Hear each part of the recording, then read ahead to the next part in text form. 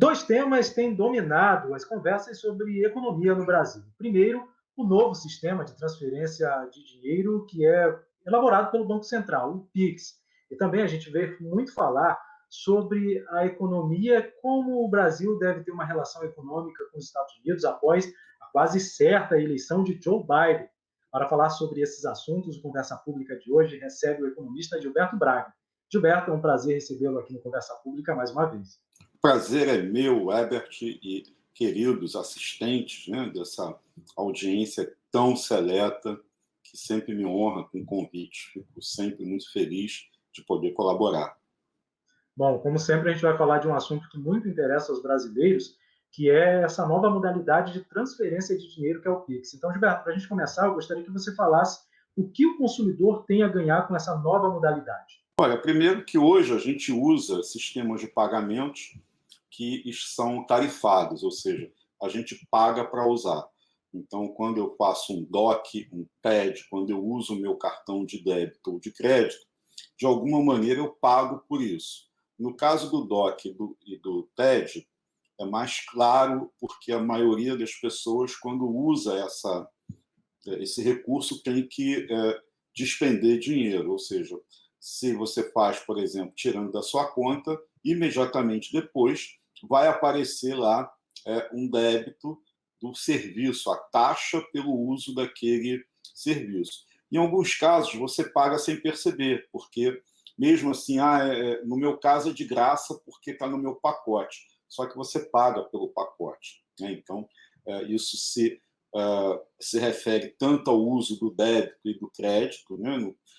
Quando você paga a anuidade do seu cartão de crédito, quando você paga para ter um cartão de débito, ou quando isso está inserido dentro de uma cesta de serviços bancários.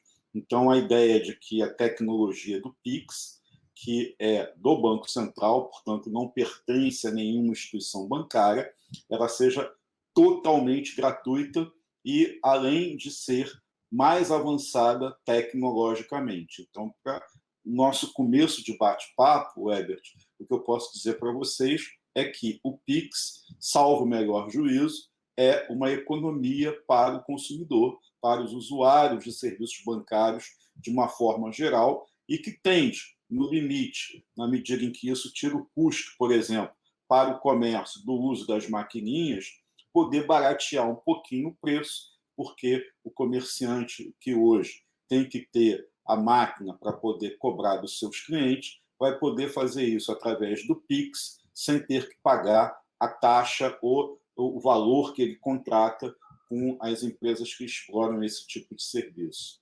Agora, evidentemente que você está falando que é um valor que o comerciante, por exemplo, vai poder tirar do valor do produto sem que tenha que repassar esse valor extra ao consumidor. Mas isso a gente sabe, na teoria, né? Dificilmente o comerciante vai, de fato, baratear os produtos. Ou você acha que essa vai ser realmente uma tendência a partir de agora com o Pix? Olha, não é possível a gente afirmar isso com qualquer segurança, mas a lei é da concorrência. Então, naqueles segmentos, naqueles mercados onde o consumidor pode ser movido a sua decisão de comprar ou não por um pequeno desconto, então você tirar R$ 1, R$ 2 no preço pode fazer a diferença. Então, é lógico que em grandes volumes, em grandes valores, isso talvez não seja tão relevante, mas em determinadas circunstâncias, quando você tem a concorrência, você cobrar mais barato pode fazer a diferença. Então, lógico que nem todo mundo está obrigado, é forçado a diminuir o preço por conta da diminuição do custo transacional, na medida em que o Pix não vai ter custo para ninguém, seja para o consumidor, para o usuário, seja para o comerciante. É lógico que o comerciante que não quiser baratear o preço vai perder clientela naquele mercado em que ele tem concorrente para o outro comerciante que vai baixar o preço. Gilberto, a gente sabe que toda modalidade que facilite a vida do consumidor é bem-vinda, mas ao mesmo tempo a gente tem que dar uma dica importante para esse consumidor para que ele tenha cuidado, para que essa facilidade de transferir dinheiro de uma conta para outra não acabe sendo um convite a gastar mais, não é mesmo? Na verdade, o Pix ele é muito semelhante ao DOC e ao TED. Acho que esse talvez seja a forma mais fácil de entender a capacidade, o potencial, o uso dessa nova ferramenta, né? Isso, ela vai ficar armazenada lá dentro do seu banco, onde você tem concentra a sua movimentação financeira, e você vai recorrer a isso da mesma forma que você vai continuar tendo a opção de fazer o DOC do TED. Então, ninguém é obrigado a mudar, e eu posso até ter as 3 ferramentas, o Pix, o DOC e o TED, né? O que é a diferença? A diferença, primeiro, é a velocidade, a tecnologia. Hoje, para você fazer o DOC e o TED, o banco ele utiliza terceiros, que é uma tecnologia que não é de propriedade do banco. Então, é de alguém que tem um software, vamos assim dizer, né, que faz o D para. Então, ele faz um encontro entre as instituições bancárias, entre o pagador, o transferidor do recurso e o recebedor, né, aquele que está sendo pago, e isso tem um custo de transação que acaba que explode na reta final, na última milha, no colo do consumidor, que é quem vai pagar a conta. Com o Pix, isso não vai ocorrer. E não ocorrendo, o que a gente tem é a velocidade tecnológica. Ou seja, além de não pagar para usar, eu tenho a operação se completa de maneira instantânea. O prazo estimado é de 8 segundos, mas, por segurança, as autoridades estimam que, de uma maneira ampla, em até 10 segundos, essas operações serão, digamos assim, encerradas. O que significa isso? Isso não é apenas de um banco para o mesmo banco, inclusive do banco A para o banco B. Aquilo que hoje demora algum tempo para entrar, por exemplo, um DOC, você faz hoje, só vai aparecer o crédito no beneficiário no dia seguinte. Com o Pix, isso vai em, no máximo, 10 segundos, inclusive de madrugada, sábado, domingo e feriado. Ou seja, você não está sujeito a um horário comercial ou a um determinado intervalo de tempo. Você faz a qualquer instante e a operação se completa, no máximo, em 10 segundos. Então, Herbert, essa é a primeira vantagem. A segunda vantagem é que você pode utilizar isso para os pagamentos também, e não apenas para as transferências. Então, você vai ter, por exemplo, o seu banco no seu aplicativo de celular, você então vai pegar ali no banco do celular, abrir o Pix, e você vai poder fazer o pagamento por aproximação, utilizando a câmera do seu celular e direcionando o foco, né, da sua câmera para aquele código que a gente chama de QR código, ou, né, em inglês, o QR Code, né, que é aquele código retangular, cheio de marquinhas achurradas, e a partir dali o dinheiro sai da sua conta e automaticamente você liquida a operação. Então, isso serve para pagar qualquer tipo de conta, do supermercado a uma conta de consumo, desde que quem estiver vendendo para você tenha esse código, o QR Code, dentro do seu documento fiscal, na sua nota fiscal, no seu ticket, seja lá onde for. Se não tiver, você não vai conseguir pagar pelo Pix. O Pix ele exige que o documento de pagamento seja adaptado para esse sistema, viu, Herbert?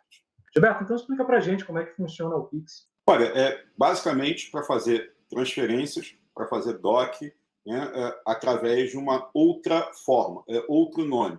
Você vai poder fazer qualquer tipo de transferência de recursos para quem você quiser, e você também vai poder pagar contas utilizando a plataforma Pix. O que tem que tomar cuidado, que eu acho que é importante chamar a atenção, Herbert, é que antes de você completar a operação, o sistema Pix, seja qual for o uso que você estiver dando, transferência ou pagamento, ele vai te perguntar: você confirma a operação?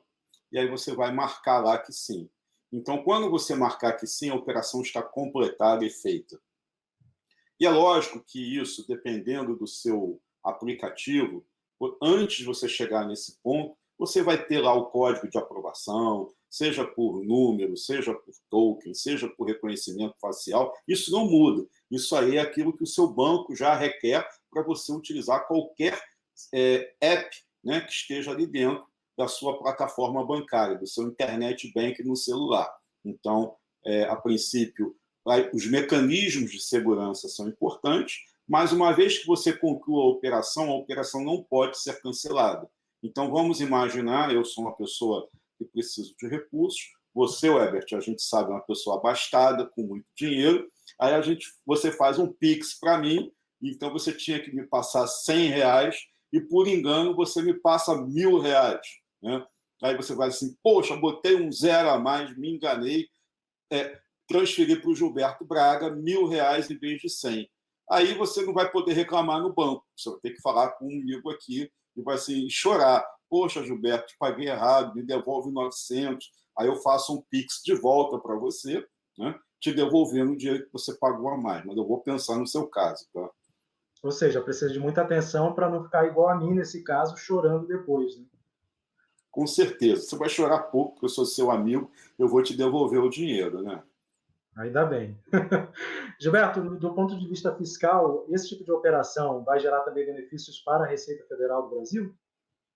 Olha, isso é uma pergunta que muita gente se faz. Primeiro, vamos chamar a atenção que hoje já existe um Big Brother. Né? Então, cartão de crédito, isso tudo já é informado para a Receita Federal. Né? Ela não pode usar esses dados, como também não vai poder usar os dados do Pix. O que ocorre é que o Pix ele vai funcionar centralizando isso.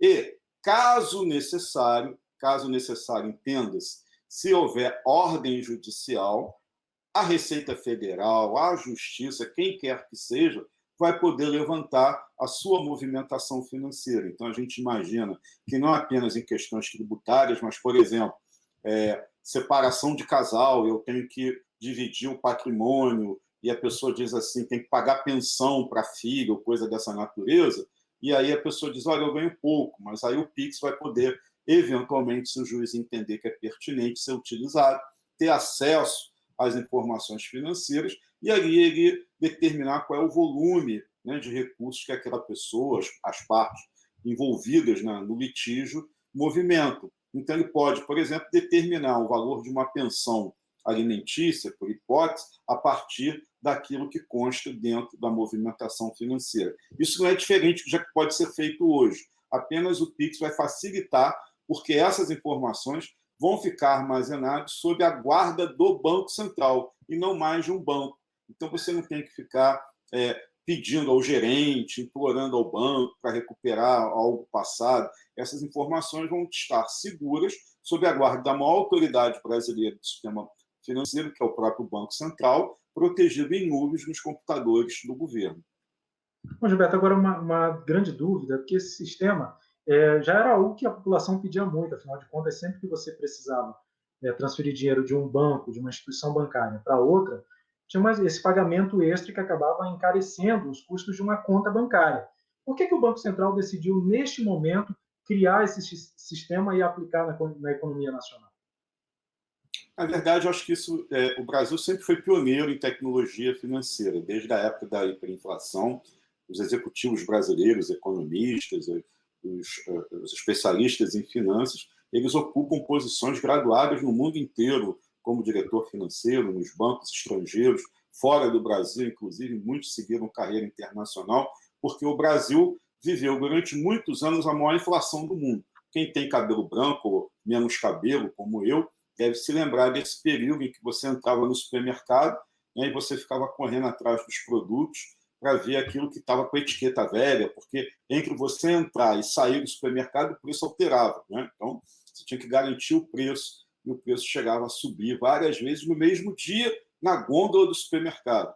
Então, essa tecnologia atual é uma tecnologia que é normal dentro de um aprimoramento do sistema financeiro, né? Que facilita o controle monetário, a circulação de dinheiro, né? O controle, inclusive, de quanto o governo tem que emitir monetariamente, não de papel, aquela velha coisa de botar a mimeógrafo do quintal para gerar dinheiro lá no Banco Central, como a gente gosta de brincar, né?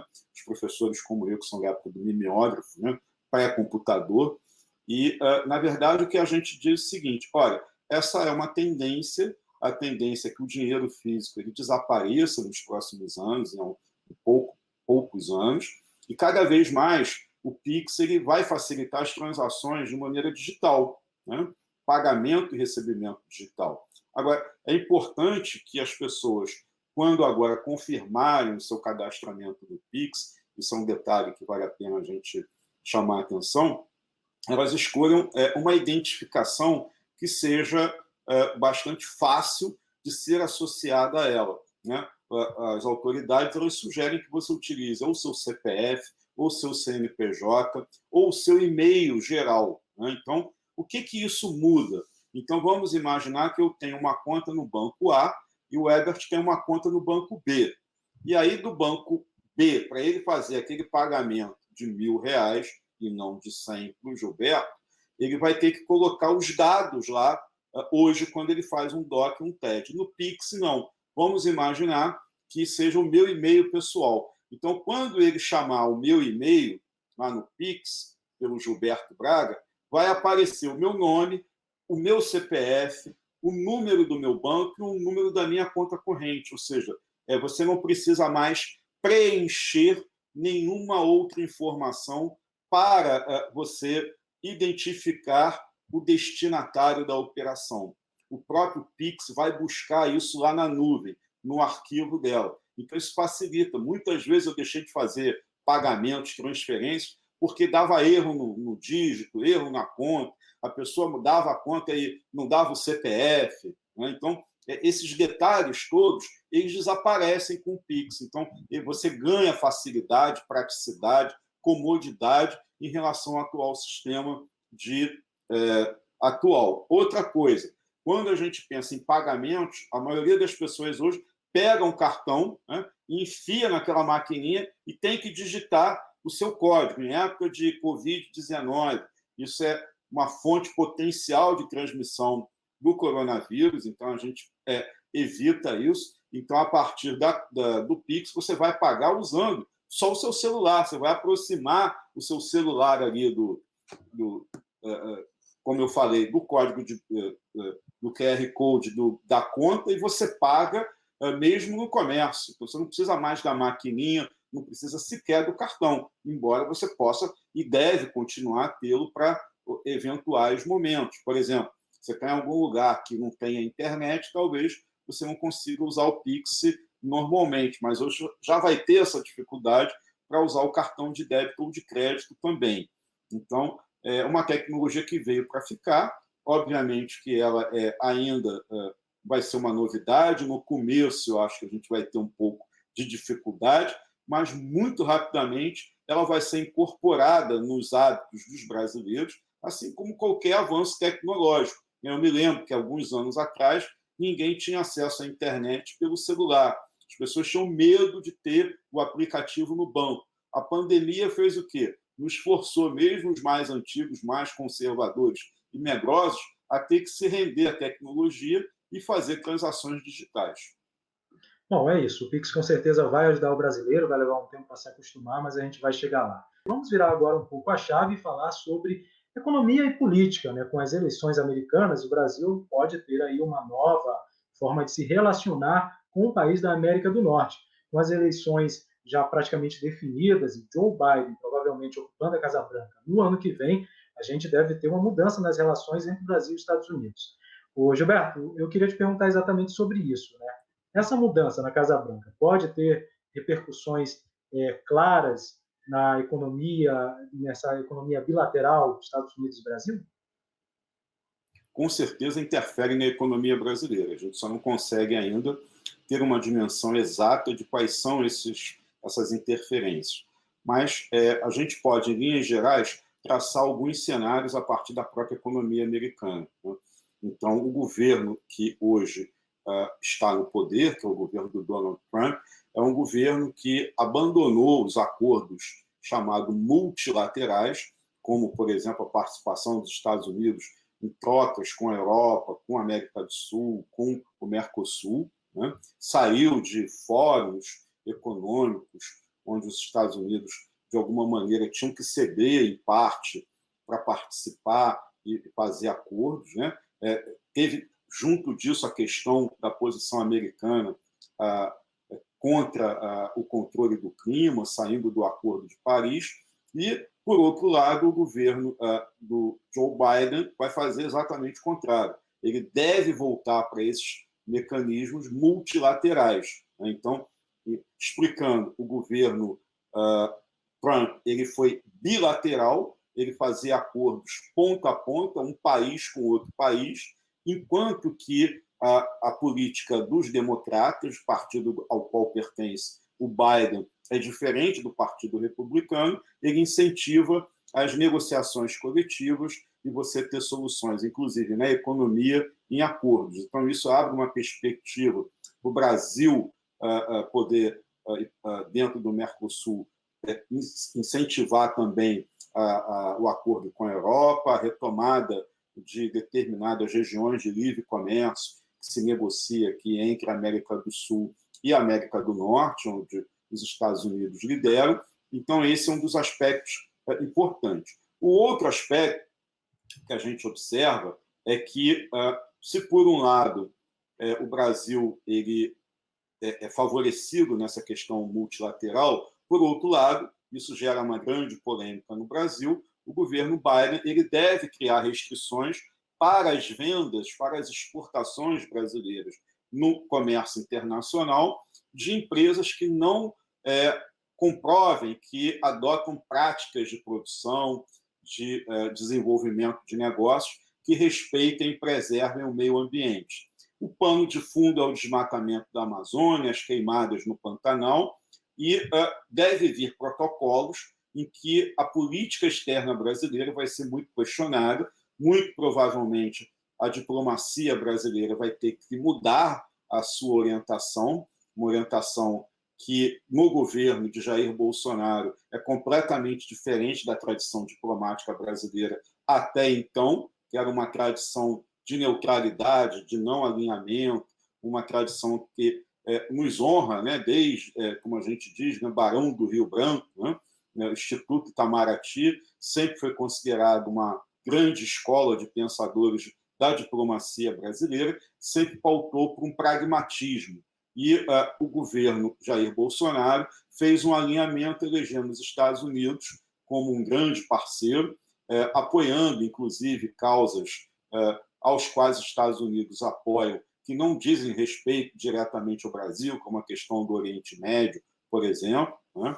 E, por outro lado, colocou a amizade pessoal de Jair Bolsonaro com o presidente Donald Trump como se fosse um trunfo, algo com o qual o Brasil pudesse ter alguma grande vantagem econômica. Aparentemente, isso não nos trouxe qualquer vantagem na economia, embora isso traga prestígio, esse alinhamento de pensamento entre Bolsonaro e Biden, mas não trouxe nenhum ganho concreto econômico para o Brasil. Ao contrário, a política nacionalista de proteção às empresas americanas levou o governo de Trump a estabelecer restrições a alguns produtos brasileiros, como o aço, como o alumínio, por exemplo, em que o Brasil é sobretaxado, e estabeleceu uma cota pequena para que o Brasil venda para eles, sem que tenha esse pagamento adicional de tributos. Então, isso limita a expansão de alguns setores industriais que são muito importantes para nós, inclusive na geração de empregos aqui.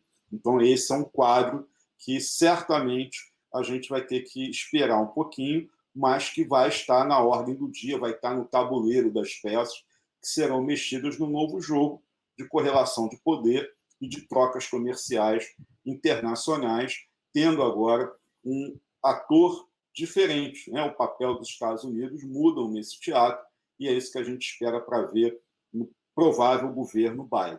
Uma outra questão é mais de política interna, viu, Herbert? Sim. Que aí eu queria te provocar, que eu acho que isso mexe também com o quadro político aqui, você não acha? Com certeza, Gilberto. Bom, a gente já está chegando, infelizmente, no finalzinho desse programa. Só vale um esclarecimento, né? Neste momento que a gente está fazendo essa gravação, a eleição americana, por mais que já tenha sido definida do ponto de vista da quantidade de deputados que Joe Biden precisava para ser eleito presidente americano, mas ainda está sobre uma revisão judicial a pedido do atual presidente Donald Trump. Gilberto, eu quero te agradecer muito por sua participação na conversa pública de hoje. É uma pena que a gente tenha um tempo limitado para conversar sobre todas essas questões, mas é sempre um prazer recebê-lo aqui.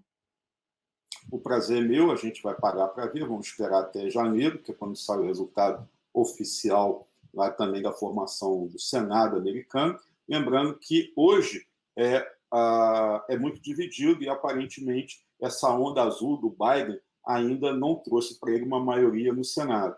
Então, isso certamente vai frear alguns dos planos de campanha do Joe Biden, por exemplo, de aumentar tributos sobre as grandes empresas americanas. Isso também não deixa de ser bom para o Brasil.